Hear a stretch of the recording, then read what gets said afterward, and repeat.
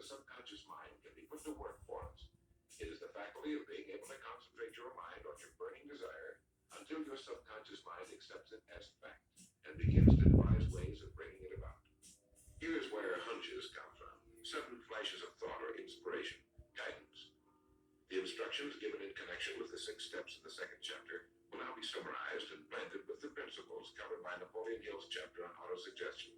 First, go into some quiet spot, perhaps in bed at night, close your eyes and repeat aloud, so you may hear your own words, the written statement of the amount of money you intend to accumulate, or a careful reaffirmation of whatever your goal happens to be, the time limit for its accumulation, and a description of the service or merchandise you intend to give in return for the money. As you carry out these instructions, see yourself already in possession of your goal. For example, suppose that you intend to accumulate $50,000 by the 1st of January, 5 years from now, that you intend to give personal services in return for the money in the capacity of a salesman. Your written statement of your purpose should be similar to the following. By the 1st day of January, 19, whatever it happens to be, I will have in my possession $50,000, which will come to me in various amounts from time to time during the interim. In return for this money, I will give the most efficient service of which I am capable, rendering the fullest possible quantity and the best possible quality of service in the capacity of salesman of, and here describe the product or service you intend to sell, or whatever it is you do for a living. It goes on. I believe that I will have this money in my possession. My faith is so strong that I can now see this money before my eyes.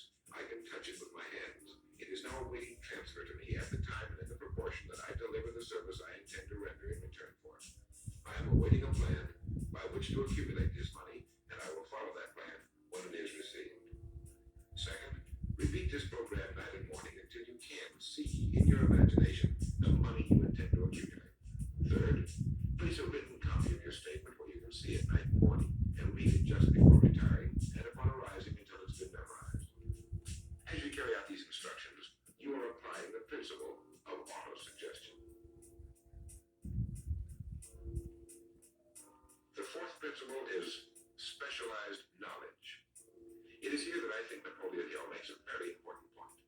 Knowledge is power only to the extent that it is organized into a definite plan of action and directed to a definite end.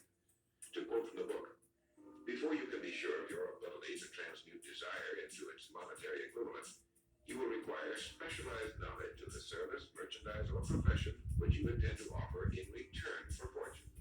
Perhaps you may need much more specialized knowledge than you have the ability or the inclination to acquire. If this should be true, you may bridge your weakness through the aid of your mastermind group. More on this later, but for now realize that you must learn all you can about your specialty. Set aside a definite time every day for learning more about what it is you do for a living. Take the courses that are offered on your subject and associate with men who know your business well. The 5th principle is imagination. The imagination is literally the workshop wherein are fashioned all plans created by man. The impulse, the desire is given shape, form, and action through the aid of the imaginative